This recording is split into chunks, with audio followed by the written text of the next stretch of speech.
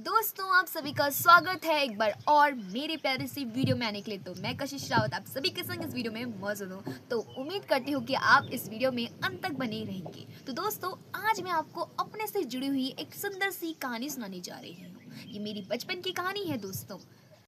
मैं आपको उस समय की बात की कहानी सुनाने जा रही हूँ जिस समय मैं 7 साल की थी। तो 7 साल की जब मैं थी ना गाइस, तो मैं ना दिल्ली से गाँव की ओर बढ़ रही थी गाड़ी में। फिर उसके बाद मैं पहुंची अपनी इको खेत के बाजार में। इको खेत एक बाजार है, वहां से भी हमें गाड़ी पकड़नी पड़ती है हमारे गांव के लिए।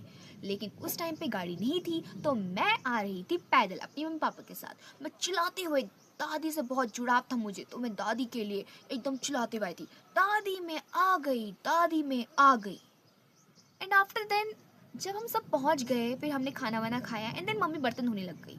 मम्मी को लगा कि हम बच्चे उनके ऊपर बैठ चुके हैं, लेकिन उनमें से मैं वहाँ पे नहीं थी। मैं कहाँ थी? मैं पता है उधर ना एक स्कूल है, उस स्कूल के पास में मैं थी।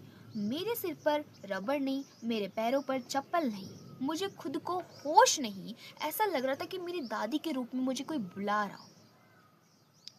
फिर क्या हुआ, वहाँ पे अचानक से नज़र गई मेरे नीचे रहने वाले एक भैया की। उनका नाम है करण भैया।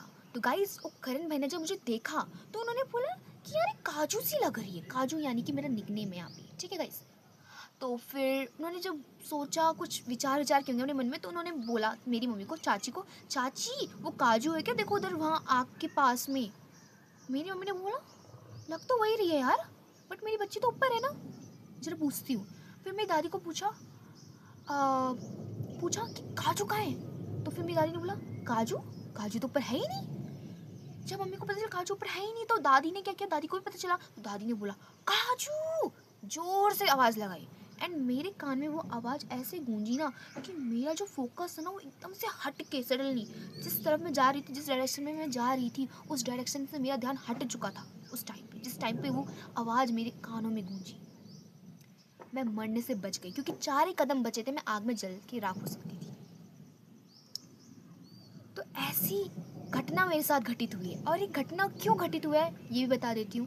क्योंकि आप जब पहाड़ों में आते हो तो आपको बहुत तेज से नहीं चलाना है, क्योंकि पहाड़ों में लगती है हवा। और ये हमें कैसे पता चला कि मुझे वहाँ पे हवा लगी, मैं अपने आप से नहीं गई? बताती हूँ। रात को हमने ना एक हमारे चाचा जी है नीचे, वो बबूती बबूती लगाते हैं, तो उन्होंने देखा मुझे, तो उन्होंने बोला कि इसको हवा लग गई थी। तो उन्होंने फिर मेरे को बबूती लगाया एंड देन उन्होंने बोला कि बेटा कभी भी पहाड़ों में आओ तो बेटा चिल्ला के मत आओ, क्योंकि जब आप चिल्लाते हो तो जो आपकी ध्वनि है वो पूरे पहाड़ों में गूंजती है, और जब पूरे पहाड़ों में गूंजती है तो वो हवा भी आपको लग जाती है फिर। तो दोस्तों इस कहानी से आपको यह सीख मिलता है कि अगर आप कभी भी उत्तराखंड में आते हो या कोई भी पहाड़ी इलाके में जाते हो, तो कभी भी इतना तेज मत चिल्लाना कि आप एक हवा के शिकार बन जाओ। वो तो भगवान की कृपा से मैं बच गई, नहीं तो अभी तो मैं ऊपर होती guys. Thank you so much अंत तक बने रहने के लिए मेरे प्यारे से दोस्त। Thank you so much for watching.